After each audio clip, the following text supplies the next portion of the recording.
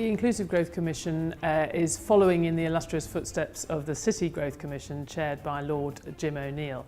I think we felt that there was some unfinished business to devolution itself, and certainly to that first commission, putting the social element into devolution, but into our whole concept of economic success in this country. Inevitably, the first commission that the RSA sponsored was very focused on the narrower measures of economic growth. We want to broaden that out because it's pretty clear that just jobs and just GDP isn't enough for people in the current environment. I think there's a lot of challenges for core cities. Some of them have been highlighted by the Brexit vote, although they've certainly been building for many years.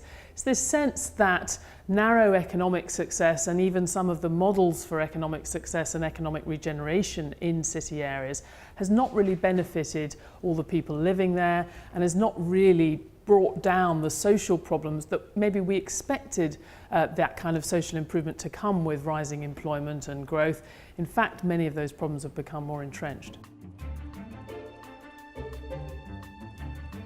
So we're looking at bringing together economic and social policy in a more fundamental way, both centrally but particularly locally, making the devolution, the next stages of devolution, we call it grown-up devolution, more inclusive at its heart. But I think also, and another sort of side of that, is to think of physical and social infrastructure investment in a similar way. We may not end up reclassifying things in the national accounts, but I think policymakers, and certainly in local area and the central area, at the central level, should be thinking about investments in skills and the social infrastructure of a community in just the same way that they think about their shiny, big physical infrastructure projects.